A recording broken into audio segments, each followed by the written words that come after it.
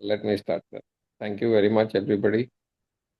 Today we finish we are starting, not finishing, sorry. We are starting the eighth Geriatric Oncology Tumor Board. By this, we have finished one full cycle of all the participating centers. And I think that's a very good achievement, landmark. And I must congratulate all of you for that. We've had each session has had two cases that were discussed, and the interaction has been exceedingly beautiful. I think some of the finer points of what else we need to develop in geriatric oncology has come out of these discussions. And the recordings are obviously put on YouTube, so people can watch it at a later time as well. And that is helping the residents. So with this very brief introduction, I think everybody contributing to AGOS Tumor Board is to be congratulated and thanked for the same. For this one, it is the turn of Tata Memorial Hospital in Mumbai, and Dr. Anant Ramaswamy is coordinating. He has a team who has put some very good cases. One is on head and neck cancer, the other is on colorectal cancer. And we have a galaxy of experts who will be discussing the final point. So with this very brief introduction, I can hand over to Anant to carry on with the proceeding. Thank you very much. Thank you so much, sir. Thank you for giving us the opportunity to discuss these cases in the tumor board. And so the format that we will be following is that we have Dr. Vignesh, who's our geriatric fellow at TMH, and Dr. Himanshu, who's our third year resident. So both cases will have a clinical aspect, which will be presented by Dr. Himanshu, and a geriatric aspect, which will be presented by Vignesh.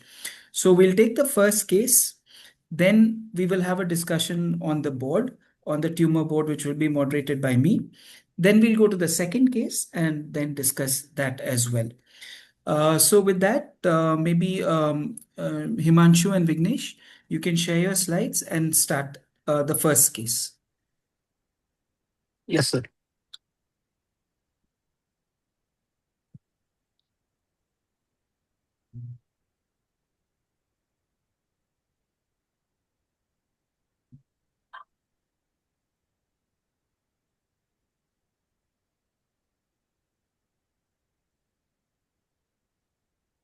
Good evening, everyone.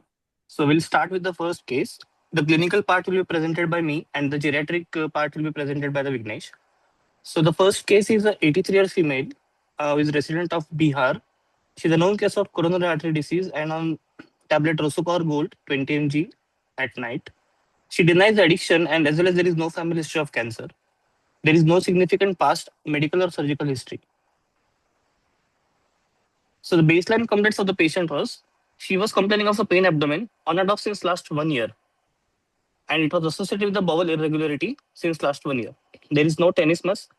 The bowel irregularity was in the form of constipation. She never had obstipation, and so she was managing with these two symptoms, and she was taking some local treatment with the local physician, but not having any relief. Next. So she was evaluated outside in August 25 with the CT contrascendence computed tomography of the abdomen. In that, there is a long segment irregular wall thickening in the ascending colon as well as in the hepatic flexure area, with a small segment of the colocolonic interception was there. Also, the pericolonic lymph nodes are there along with the pericolic fat stranding. In the CT scan, there were bilobar liver mets as well. Colonoscopy was performed at a local place, which was incomplete. The histopathology by multiple biopsies were taken, and the histopathology was suggestive of moderately differentiated adenocarcinoma. USG-guided liver lesion biopsy was also done. It was also favoring the moderately differentiated adenocarcinoma. After which she presented to TMH. Next.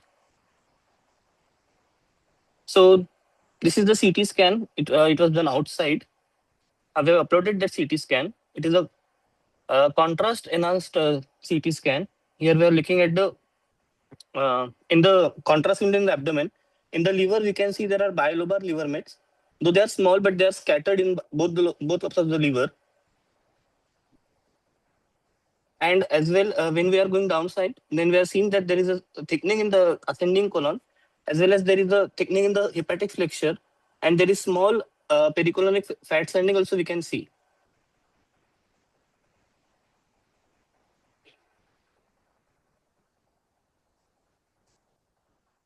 Next. So after this, she came to Tata Memorial Hospital.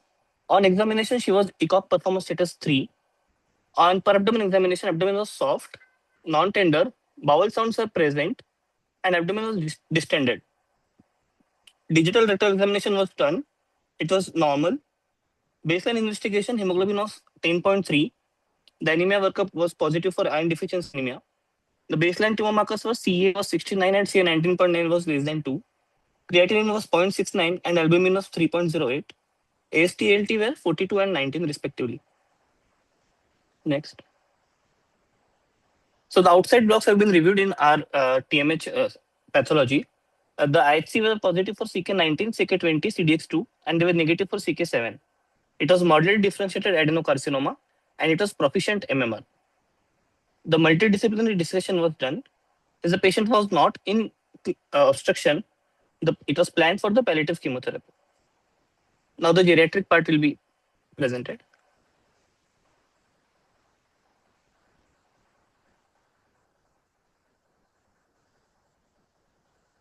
So am I audible? Yes, you're audible. Yes, sir.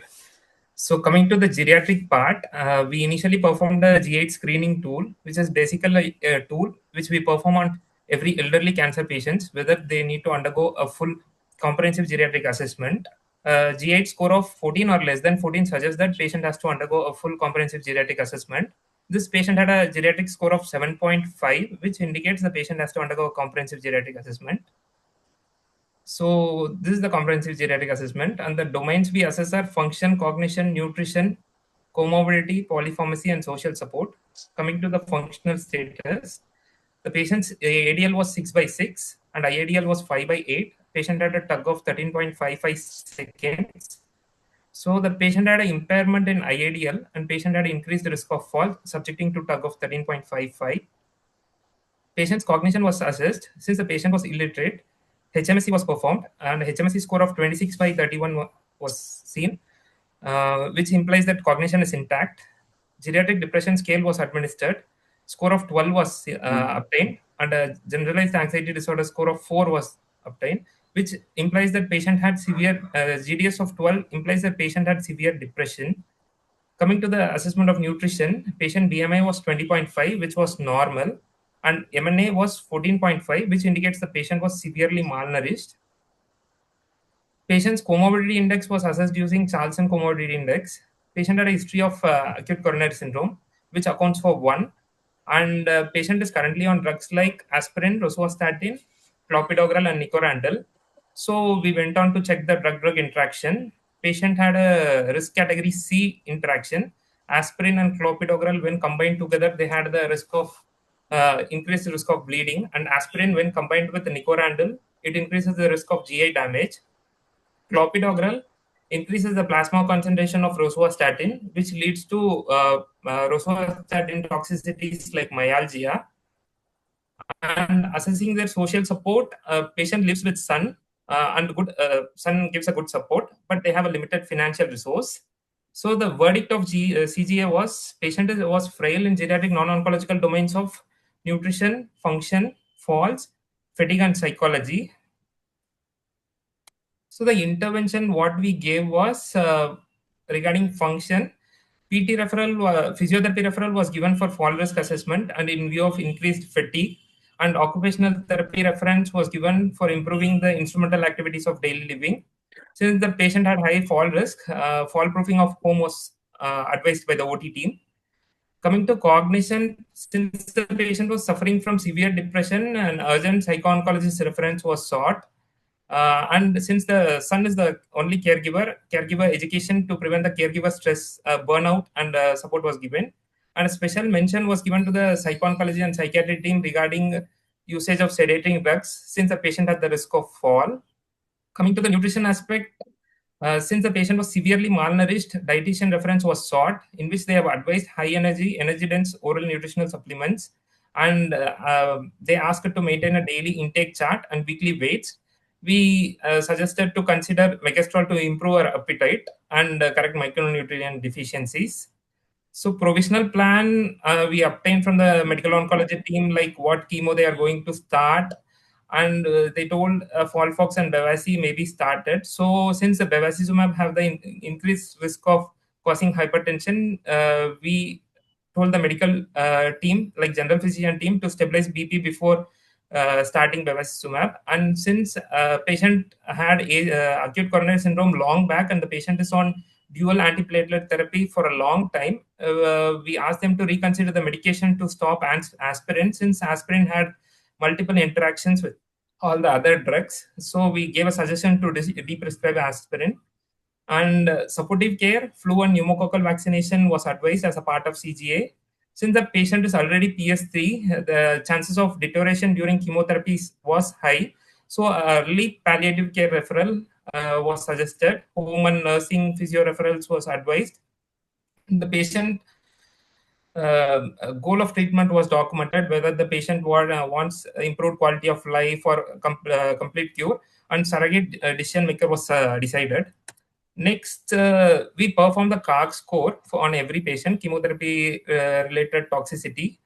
So it basically estimates the risk of grade 3 to 5 chemotherapy toxicity in the older adults. So for a 65-year-old women with acute coronary syndrome on medications with intact cognition and limited mobility, this is the following CARG assessment. Patient at an age of 65, it accounts to score 0. Patient had GI cancer, which accounts to score 2. And the Vignesh, standard that's fine, Vignesh. therapy, I mean, we can just say that the score was yes, 8, right? And score go was ahead. 8, and it indicates the intermediate risk of chemotherapy-related toxicity. Then over to Himanshu, sir. Well, So wasn't it any 80-year-old lady? No, sir, it was 65-year-old lady. No. So the initial, this one was 83. You're right, 83, yeah. Viraj. 83, yeah. 83. Yes, sorry, sir. It was 83-year-old. Yeah. So, Himanshu and Vignesh, thank you for that. So that's the basic data and assessments that we had performed. Could I share my screen, please, now? Yes, sir. Yes, sir. Okay. So, what's the share?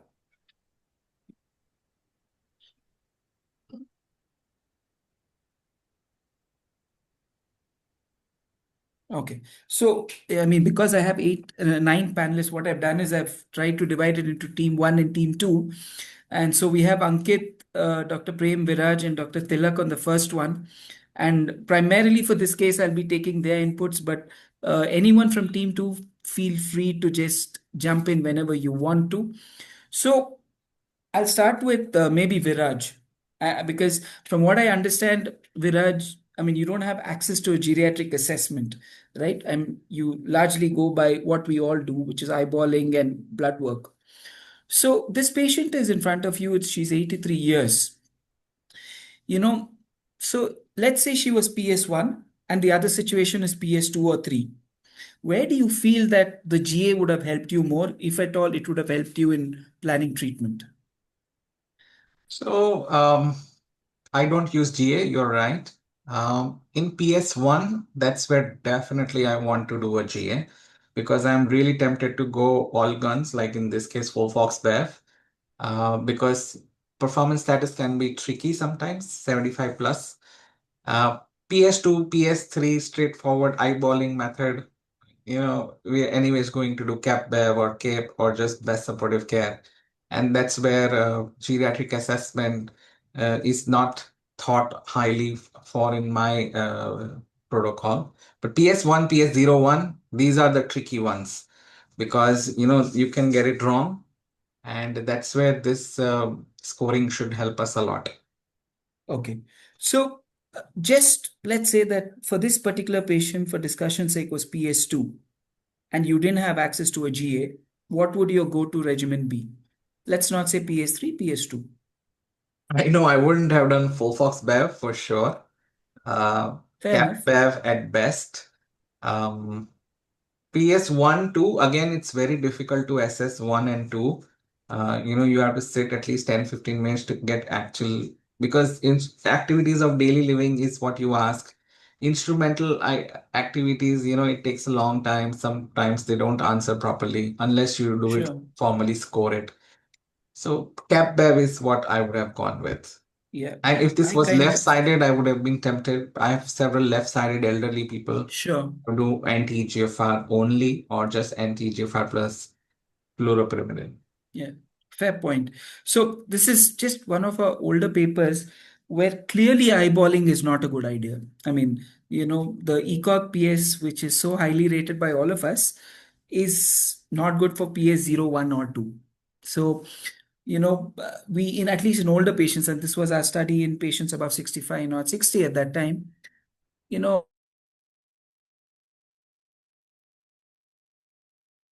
as well. Tilak sir, you have a full-fledged program running at FMC. If I asked you the same question, what would you do? Yeah. So I would by and large agree with what Dr. Viraj has said, but my taking of CGA is that either the patient is PS1 or is PS2, PS3.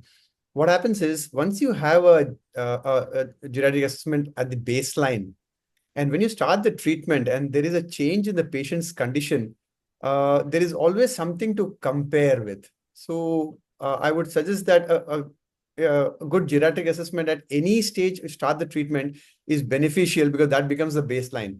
And thereafter, whenever there's a domain change or you find the patient's condition has improved or worsened or whichever way, a repeat GA would help you assess as to which are the domains where the patient has gone down. So that's as regards the geriatric assessment is concerned. And as regards the treatment, 83-year-old CAD, PS. Okay, so let's check this PS1. Um, if I'm not wrong, there is data to suggest that dual chemotherapy plus minus BEV versus single versus BEV there's no difference in overall survival or thing. So You're stealing my slides, sir. I'll come to that. so So, probably, yeah, like you said, cap BEV or a 5FU LV BEV would be my yeah. first go-to regimen. Yeah. Yeah. So, and it was very interesting that you brought up the dynamic assessment part, that have a baseline and do it later. Is that something you're doing, sir? Yes. At your So yeah. So when I was at CMC doing this geriatric course, I had the same kind of question. When all should you actually do a geriatric assessment? And their answer was that at baseline, when you feel that when you do a geriatric assessment, whenever the patient's condition changes, you should do a GA so that you can compare it with what was earlier. yeah. Either way, improvement or deterioration, both. Yeah. So this is the Of course, data I'm you sure were the talking about. geriatricians can add more value to this. Yeah. So this was the data you were talking about. So these are just three of the studies where in, frail patients, older frail patients, probably, single agent chemo plus monoclonals are largely as good as dual. Of course, this is in a more frail population. In fitter patients, I think all of us would agree that you treat them as a younger patient, right? I think that's so. I'll bring in Prem here. Is Prem there? Yeah. I mean, Hi, Prem. hi. So this was just to take on the point Tilaksa had mentioned on the dynamic CGA. I'll give you two scenarios, and one scenario is a busy hospital where everyone's counting hundreds of patients, and another place where you're able to see 20 to 30 patients a day. Do you think a dynamic CGA adds value? Let's say 3 to 4 monthly assessments. Uh, I think again, I mean, to put a number on the number of assessments a month might not be entirely correct.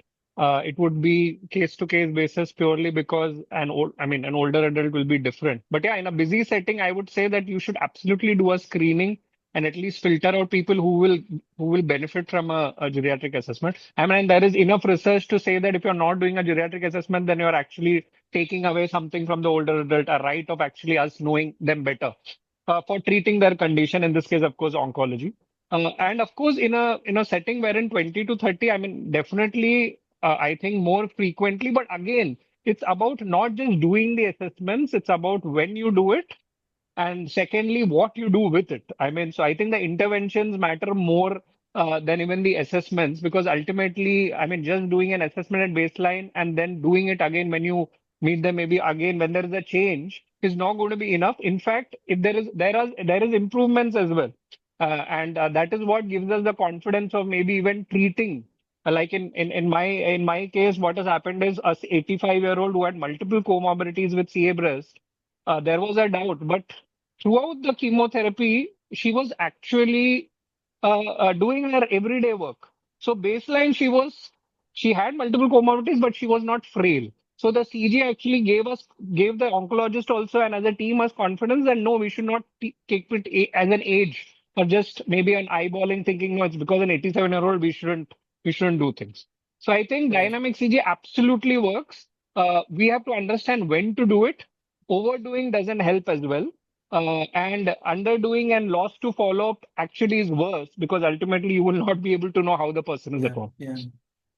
I think it would have been great if Varun was here. They are doing a study in Kochi on dynamic CGA, and I think they're close to completing their study. Is what when I spoke to him. So that will give us some data in India as well. As to what the frequencies, because they have a great geriatric program there. So coming to Ankit, Ankit, are you around? Is Dr. Ankit there? Yes, sir, I'm there, sir. Hi, Ankit. So, Yes. Ankit's our surgical consultant at TMH. Now, for discussion's sake, let's say that this patient did not require a stoma, right? But let's say the patient came to you in some kind of SAIO or IO. Right. You have the GA results with you. Yes. Would that affect your decision making? I mean, if she is in obstruction, I don't have too many choices. Okay. So, that's the So I have typical to do. surgical answer. I do some Right. sort of if I cannot proceed with the resection because she is an elderly frail lady and there is metastasis, so at least a diversion stoma would be is the Okay. least that I would do. Okay. So one of the things that, you have a proper PAC system prior to surgeries, and that's pretty extensive too. Do you think something like a GA adds anything to that, or are you happy with, what the PAC is?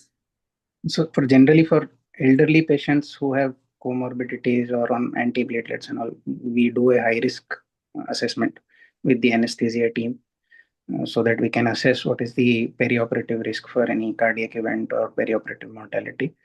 If the risk is too high, if we feel that the risk for resection is too high or the patient may not be able to withstand prolonged surgery, then we do only a stoma.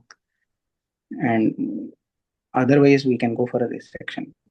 Okay. So, I mean, my question was that, I mean, some of the data that Vignesh had shown, it takes us close to 45 minutes.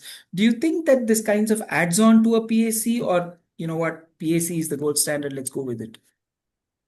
No, definitely, because high risk patients have to be counseled and we have to assess them in a different light because it's not your run of the mill case. So definitely we do high risk assessment and accordingly we will proceed. Okay.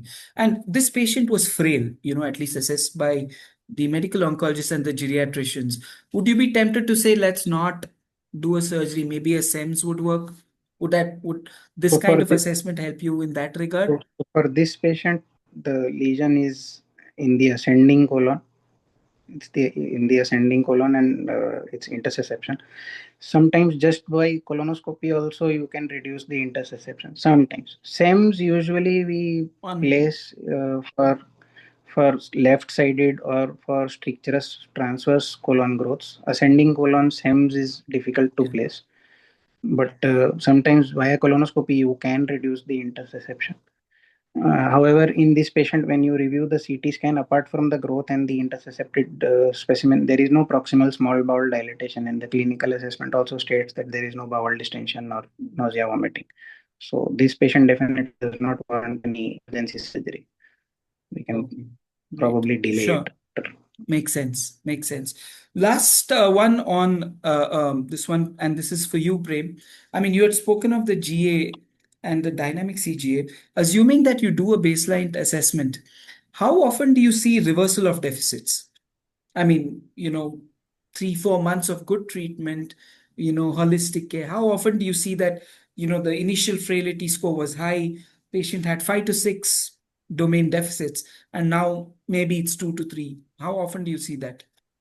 Oh, I would say, I mean, not very often. It all depends on how bad the CA is, to be very frank. I mean, ultimately, uh, what we do in the non-oncological domains, we try to make them better for the treatment that you are giving actually in the oncological domain. However, a lot of times the side effects that might take place while treating for the oncological domain take a toll on all the domains. So a person could end up being more frailer as well.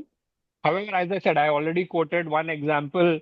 Uh, Pre-morbid status matters a lot. So, for example, if a person is already frail and like frail, I mean, very not mild, but severely frail, and starting the chemo in that could or could not be sort of a problem. I had one more sort of example in which we had a 90-year-old who actually was frail, but uh, but no disease in the past. So it was like pre-morbidity, the frailty was there, but it was more because of the cancer. And once the treatment was started and muscle mass was also low, with working of nutrition, physio, actually the domains improved. And he did sort of have a survival of at least 1 to 2 years. But again, I would say that the sample size we have to look at. One of the biggest things that hits them is the mental part. I think we have to take, and that is something Yeah. we have to take care even more. Sure. Last one to Tilak sir. Your take on the reversibility and my next question as well, both, is that you have a frail patient who somehow you've taken to first line therapy, and this is colon cancer. You have 3 to 4 options. How keen are you on second line therapy in frail patients with metastatic colon cancer? Like you said, the dynamic GA, the concept is coming in, and it should be done when there's a change in the status of the patient. So probably that will guide us as to whether we should try a second line therapy or not. But if the patient actually improves from PS3 to PS2, and if or PS2 to PS1, and has progressed, definitely I think there is no problem in trying a second line therapy for this patient. But it again will be a single agent chemotherapy. Sometimes maybe just a single agent targeted therapy. Though there is not that great data for panitumumab in elderly, and even I think the Fire 3 data also had some subset analysis of difference between no difference between cetuximab versus Bev in elderly. So, but yes, if patient is doing well, we may think of a single line, say irinotecan, or patient got 5FU, maybe give S1 or some, or UFT. Yeah, I mean, in your head, even I think a conservative approach, even in second line, I mean, irrespective of the agent of choice, I think more conservative than less conservative, something like that. Yes, Right, right. So with that, I mean, I personally would have given this patient only single agent and targeted therapy. I have no doubts, but this is how this patient was treated, and the patient actually did reasonably well for around 6 to 7 months before having disease progression. So now we'll go on to the second case. I've just stopped sharing. Vignesh, Vignesh and Himanshu, can you present the second case? Yes, sir. Yes, sir. Yes, sir. I'll just start sharing my screen.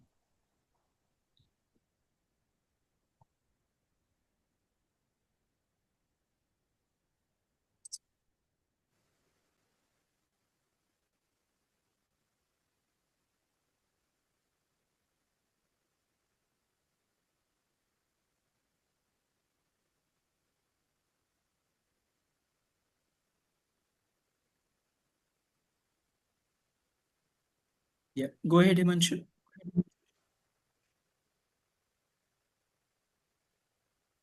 Himanshu, go ahead. Okay.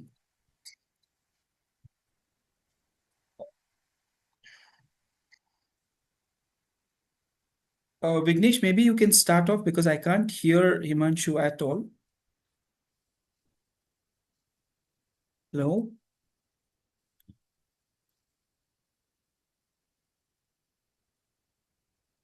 Vignesh, you're not audible. I think you've muted yourself.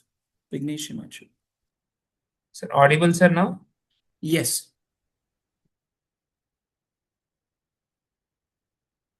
Now audible, sir?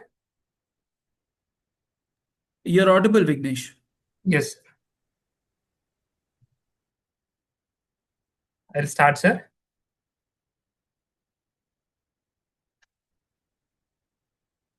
Yeah, please start. Yes, sir. A 65 years old female who was from Manipur with no comorbidities. She had a history of surgery, fracture of forearm, and addiction wise, she had tobacco consumption for past 30 years and she was reformed since 3 weeks.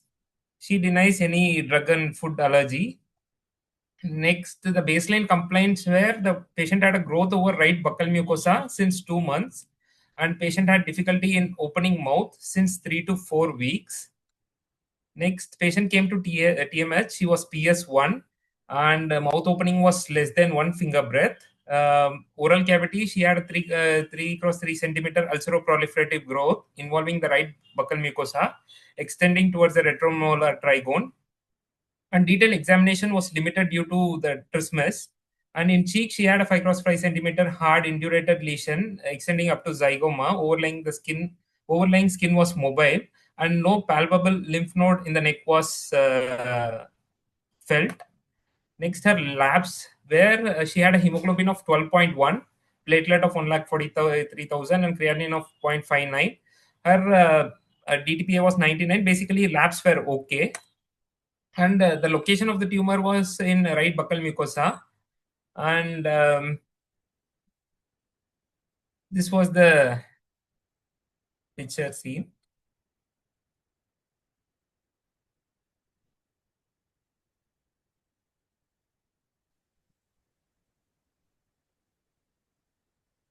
In the CT scan, we can see that there is a mass which is going up to the high ITF. Involvement is there.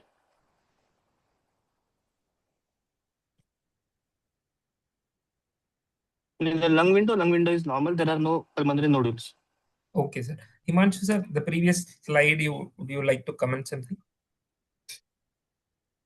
So in the CT scan of the head, neck, and thorax, the location was in the right buccal mucosa. The size of the mass is around 3.5 by 2.8 by 1.5 centimeter with a depth of invasion of around 1.5 centimeter.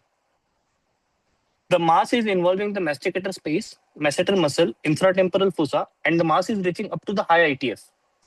There are bilateral level 1B and 2 lymph nodes with the largest size of around 1.5 by 0.8 centimeter. Clinically, ENE is absent.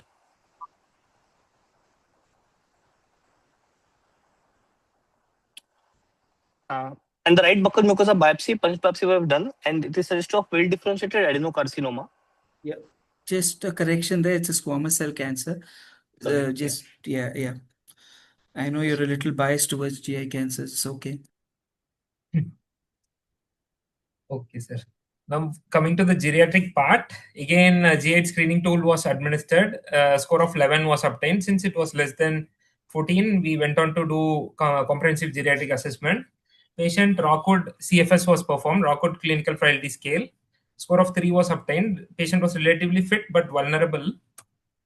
So coming to comprehensive geriatric assessment, again, patient functional status was assessed. Patient had a ADL of 6 by 6, IADL of 8 by 8, and TUG of 10. And the patient was pretty functionally fit. Coming to cognition, patient was literate, so MMSE was performed 26, which implies cognition is intact. GDS of 5, and patient had a mild depression, and GAD of 14. Anxiety was present. Nutritional status, patient had a normal BMI, albumin was good, and MNA was 23, which is a borderline risk of malnourishment. Comorbidity and polypharmacy wise, patient had no comorbidities, Charlson comorbidity index of 0 and nil medication, so no intervention was needed. Coming to social support, patient lives with son, good support, but limited financial resources again. So the CGA verdict was patient was vulnerable in geriatric non-oncological domains of nutrition and psychology.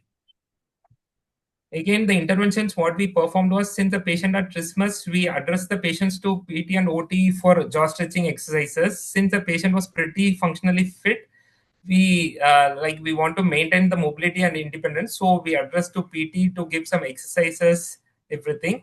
And we performed the GOHI scale, like Geriatric Oral Health Assessment Index, in which the swallowing difficulty was addressed. So speech and swallow therapist advice was sought for swallowing difficulty.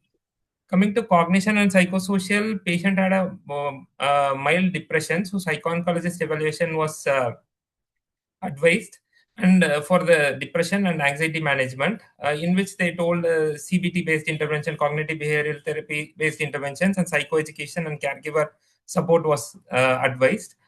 And basically, when we perform CGA on all cases, we keep the 4M framework. Geriatricians keep the 4M framework in mind, which is mind, mentation, mobility, and what matters the most. So for the patient, what mattered the most was like she was staying away from home for a long time, and she was having homesickness, and which was accounting for the depression. So we mentioned regarding the homesickness to the psycho-oncologist. Coming to the nutrition, dietitian reference, patient had a borderline risk of malnourishment. So dietitian reference was given for high protein diet, BMI monitoring, and to prevent malnourishment. Patient 2D echo showed a left ventricular ejection fraction of 40 to 45%. So cardio-oncologist opinion was sought. Patient had one-time reading of 160 by 100. So we asked them to follow up with the 3-day BP monitoring chart. And in case of starting antihypertensive, it has to be drug interaction has to be checked with the chemotherapy agents. And supportive care, we gave the flu and pneumococcal vaccination was advised as a part of CGA. Next, as usual, the CAG assessment was performed and the score obtained was 4, which indicates a low risk for chemotherapy-related toxicities. Yes, sir. Thank you, Vignesh, Himanshu. Could I now share my slides?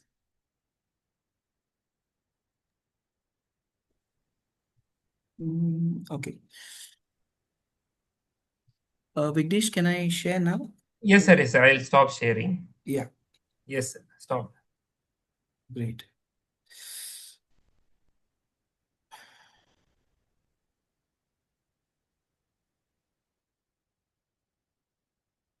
Is my screen visible?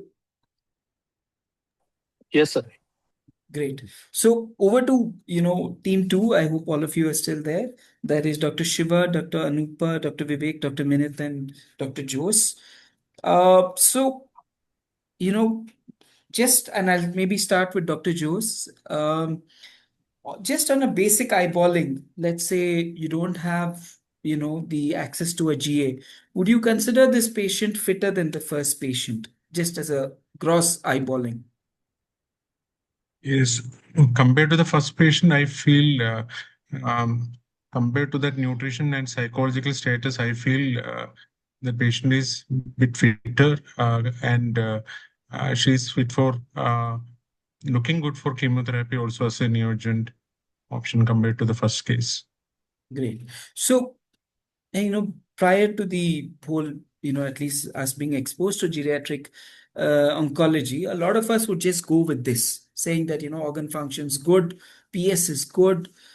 In this patient, would you think a GA would help you? Yeah, definitely, because that psychological status and this nutrition status is actually very much important for head and neck cancers. But if you don't do that, we may miss those things, and we may start chemotherapy, and we won't be able to assess those things later on. So it's better. I would prefer a GA upfront itself. Okay. So just one more question on that. Would you actually do a screening first, or would you say, let's do a GA? Would you do a geriatric screening tool, or would you say, no, let's just do a GA and see? I would just see a GA and see that. Great. Yeah, because our initial experience with at least patients in TMH is that almost all our patients have some deficit which we don't pick up in a routine consult. So, maybe, or we need to find a better screening tool than the ones we currently use in India. I agree with you. And I think the pickup on the psychological status is hugely underrated by all of us. I completely agree with you. Going over to Shiva, this concept, and I know that this is something you've been trying to build a consensus on also. The concept of borderline resectability in head and neck cancers. What is the acceptance across India, the globe? Your thoughts on that? So, I mean, there are two schools of thought. One school of thought is what we you follow. That is, you have operable, borderline, and inoperable, or rather resectable, borderline resectable, and unresectable. And the other school of thought is either resectable or unresectable. There's nothing borderline. So there is not a wide acceptance of this concept. We have been the of this borderline resectable concept, and it has worked well for us, and we have the data to back it up. So acceptance across the globe is also divided again. It's mostly resectable and unresectable. Borderline resectability is not a concept in oral cancer, to be specific, a concept that is talked of world over. So it is more of an Indian concept and more, coming from us and who have trained out from our, institutes. So, but then it does seem to work for us in various situations. The problem is there are certain Shiva, your voice is breaking. Sorry. well. Hello, can you hear me? Is it okay? Yeah, better now. Better now. So, as I said, the borderline resectability is globally not as widely accepted. In India, it is accepted in certain parts of the country. As I said, the two schools of thought, and uh, non-oncological assessment tilting towards. I didn't get this question. If you can just help Yeah, me I'll understand that. give you the context. So in Yes. pancreatic cancers, let's say a decade and a half back, it was all resectable, borderline, locally advanced based on vascular criteria.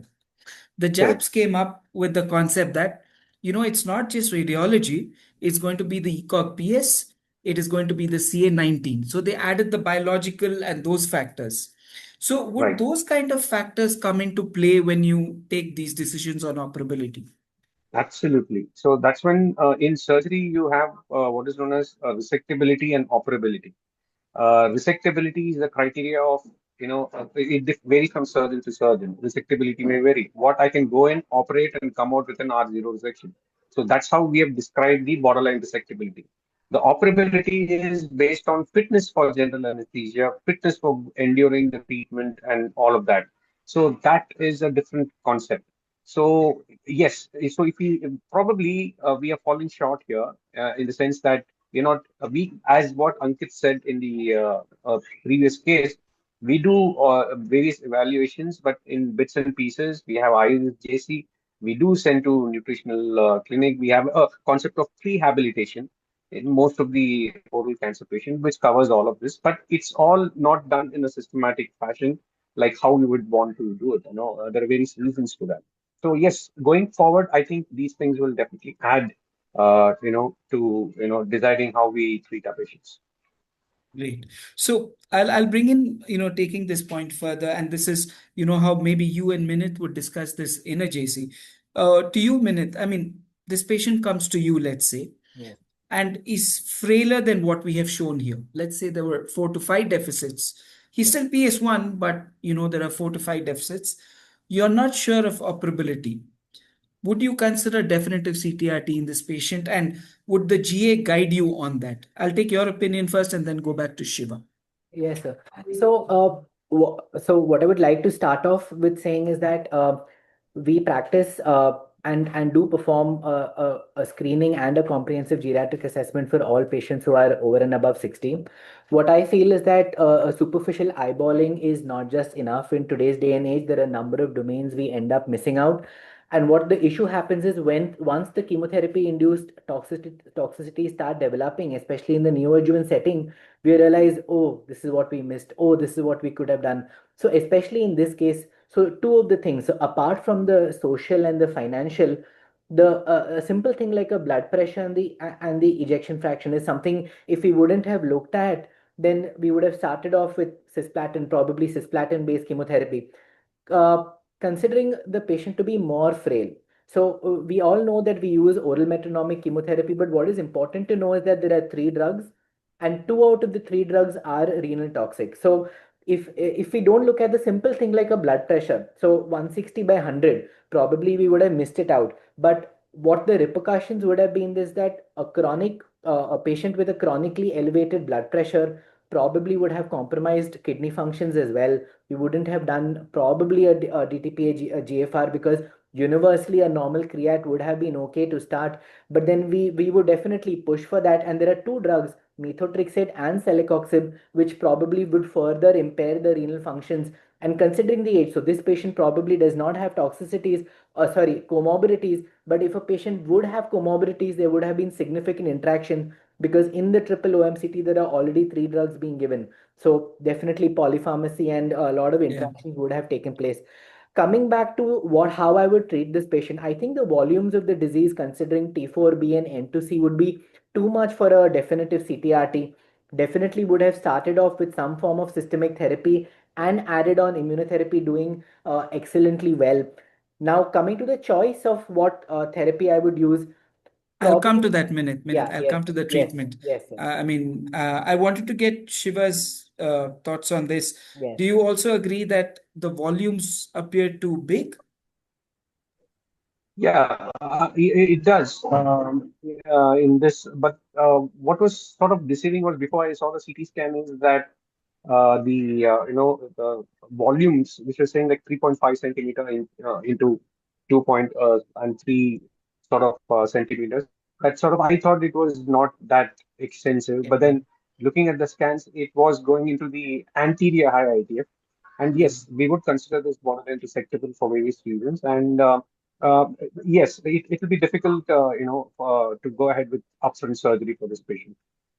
Great. Yeah, so I think both of you kind of agree on that, CTIT probably would not be, though maybe let's say 10 years back, this patient wouldn't have come anywhere close to an operating table, right? It would have been definitive CTRT some time back. Now, I'll get Anupa and Dr. Vivek in here. So, Anupa, your thoughts on patients who come. So, a lot of our patients, when we refer them to you, we say that ECOG PS1, ECOG PS0, fit for 3-drug regimen. Let's say, for discussion's sake, let's say that Minit had planned, a DCF, 3-drug regimen. How often do you feel that decisions are changed based on your assessment? First of all, that is a problem with the ECOG PS, right? So it is like very rigid, and it classifies patient into 1, 2, 3, but there are a lot of patients who, they don't strictly fall into these. And when we do a CG, or even if we do a screening, so in that we come to know, first of all, we do come to know about a lot of vulnerabilities, but also we do understand, because we classify it according to either clinical frailty scale. We need to look at the range of frailty, So it could be fit, it could be only, mildly frail, it could be moderately frail, or it could be, severe frailty. So you need to look at the spectrum also. And at the same time, so that is what we are most concerned about. So the functional status, which is there, that we look at by looking at the function, like, active ADLs, IADLs, okay, and the clinical frailty scale, which overall looks at, the functional status. So apart from that, we do also look at the other psychological cognitive issues also, because cognition also plays a lot of role in the function. So that is how we are more comfortable with classifying patients as with the help of the clinical frailty scale compared to the ECOG PS. But since they do ask, okay, fine, you try to define it. So it always, we are not able to strictly, classify them into 1 or 2 like that. A lot of them, they can be a lot of spectrum that can come between 1 and 2, between 2 and 3. And also we need to understand, okay, so what are the issues that are coming up? So why is this person if we say if the patient is PS2 or if the patient is, clinical frailty 4, 5. So we need to understand, okay, what are the issues the patient is having in that? Are there functional issues? Are there nutritional issues? So some issues in that can be tackled. There are modifiable factors which are there. So even before the treatment starts, if we have like 1 to 2 weeks, like how Dr. Shiva was saying, the prehabilitation, which is also true for pre-chemo also. So if we can, there is a possibility that they can be, modified. Certain things can be modified. So obviously the clinical frailty scale will change, the frailty status will change for the patient. Sure. Dr. Vivek, your take on that. How often do you see that, you perform a GA in a patient who's already planned for therapy? What has been the feedback that you get from physicians in that, okay, thanks to you, I modified my treatment decision? And Yeah. what are the common factors associated with that? Yeah, actually, we see these patients routinely, and but we have seen that how will a patient behave, nobody can predict, especially in a older adult. So doing a CGA upfront before a chemotherapy is very, very important, just to know the status, whether it is improving or is worsening, because both treatment as well as disease, you have to decide whether this problem is due to treatment or the disease itself. And uh, doing a comprehensive assessment is very important. And very commonly, when we see the patient, a lot of diseases which are not masked, which are not known, are actually, it comes out. Okay, he can't see also, he can't even hear also. A lot of things which otherwise will have been just left alone. And these all things will help to prevent maybe delirium, maybe post chemotherapy side effects can be reduced. You can just do a cataract surgery before chemotherapy, which will help us to maybe prevent delirium in these patients.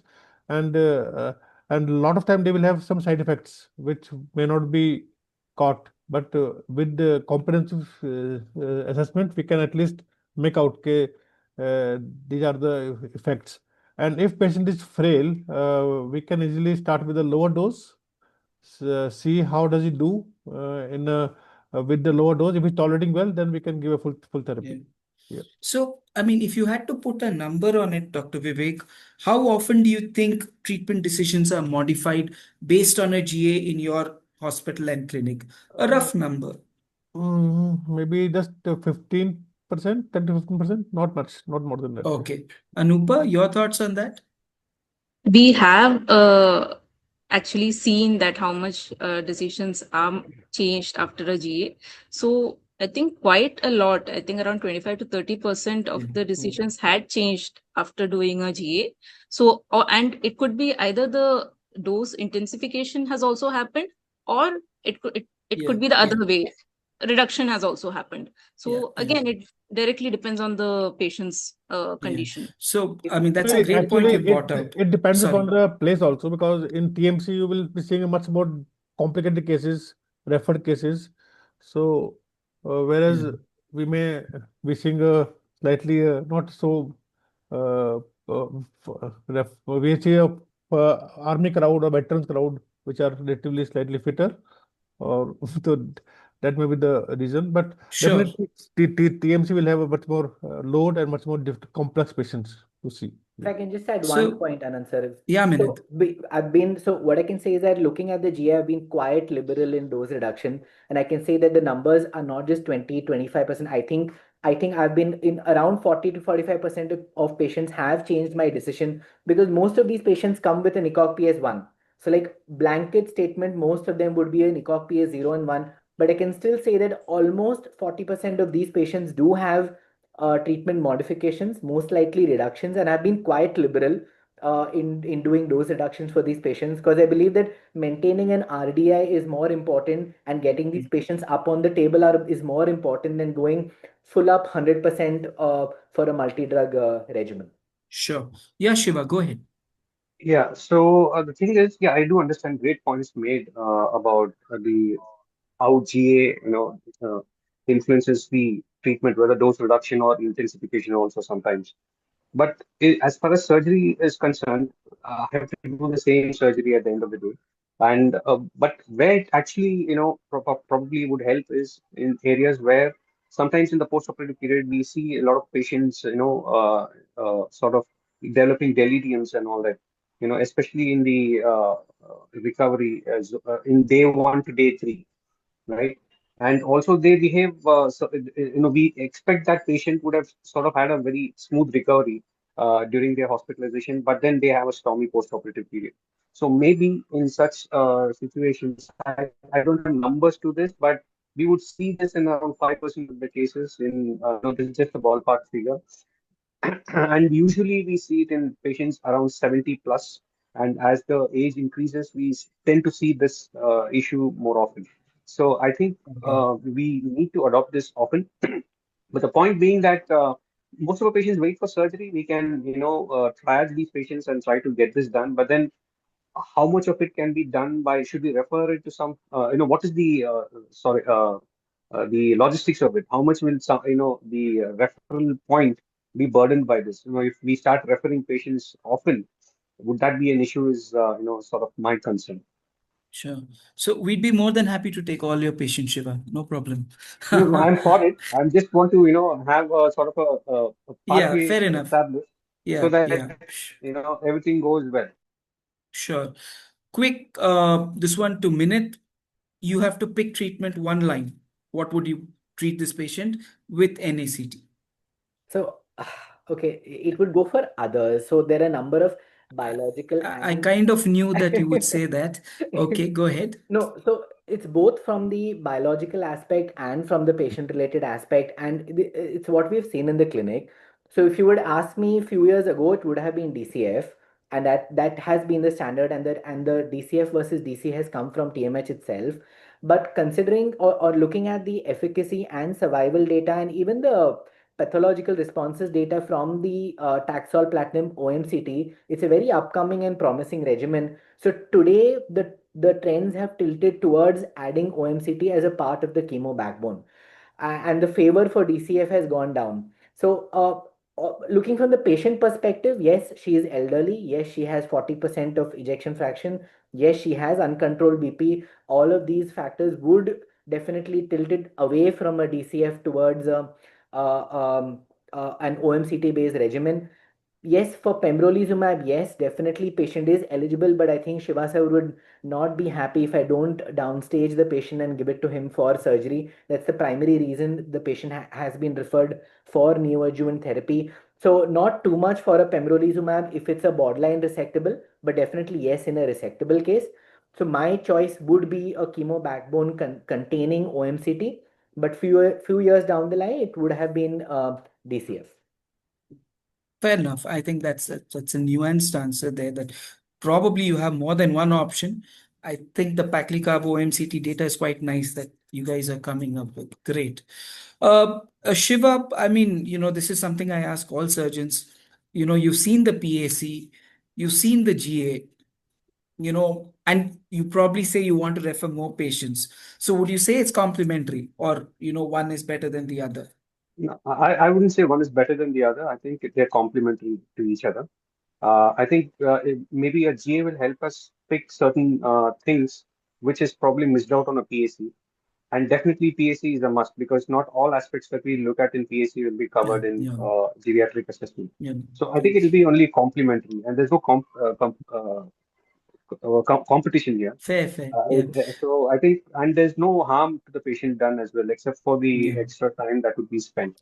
And also in surgery, the thing is, there are multiple other things. We have what is known as the ERAS, which is also there in GI, the early recovery after surgery. We have the concept of prehabilitation. So there are various other components that are there, and you have the geriatric assessment. So ERAS prehabilitation will go from all comers. And for geriatric assessment, we have certain age group, elderly patients. So probably we need to, have a sort of a pathway, as I said, as to when to do what, so that everything happens at the right time and the patient benefits. Great. Yeah, I agree. I mean, there's no competition. I mean, the idea is that you get to spend more time with your patient and probably pick up some issues which might be missed in one assessment as opposed to the other. Completely agree with you. So May I add, Dr. Anant? Yeah, Anant, please. Sir? So, although it is complementary, but for like some patients, PAC themselves, they send referrals for a GA, and then they look at the output of the GA after that. Yeah. Like, especially if they are very elder, 75 plus, and if they look very frail according to them, so they do refer Yeah, accordingly. yeah. I totally So if I great can just point. Yeah, add there, please. see, the thing is that, like what Dr. Anupama was saying, is that yes, they would get referrals, but PAC is a must, and so I mean GA is also complementary. I mean we cannot not do a PAC when you consider patient for Yeah, yeah, surgery, and you don't want to miss out on certain aspects which probably PAC will not pick up. So GA, and especially elderly patients, where you know that these patients will not physiologically recover as the younger patient would. So in such situation, whenever I have that doubt is when I strongly feel geriatric assessment would definitely have an edge over routine PAC. So I yeah, think we'll yeah. have to, have that sort of triaging as of now, and then till the time we have the pathway established, and then do it for every patient. Yeah. Fair point. Completely agree with both of you, actually. We have been getting a few more patients who have been referred after, high-risk JC, to capture things that may have been occasionally missed. So I think we've had a good discussion. I'd like to thank all my panelists so much for contributing to all aspects of the discussion. And I hope for the audience present, it was some kind of a learning experience. Thank you once again. Thank you, Vignesh. Thank you, Thank you. Himanshu. Thank you. And back to the organizers. May I take this moment to just compliment Dr. Anant and his team. Excellent workup of cases, Dr. Himanshu, Dr. Vigneshwaran, very nicely presented. I truly enjoyed the sequence in which the evaluation went. That's probably what I would do in my OPD kind of thing, and I've been doing using CARG, using G8, etc. Before we call the help of Dr. Vivek and his team for GA. Very well done. I really enjoyed it. Thank you. Thank you so much. Thank you so much. Yeah, so thanks all the and thanks, Dr. Anand. I think one very pertinent thing which is highlighted is that most surgeons are afraid of the digit D, and that is delirium, and it's quite common actually in older people. So taking measures for the same, reducing maybe hopefully the ICU time, getting them back to ward, familiarizing them earlier always helps. And excellent cases, and of course thanks to the panelists. Hope to see you all soon back as attendees the next time.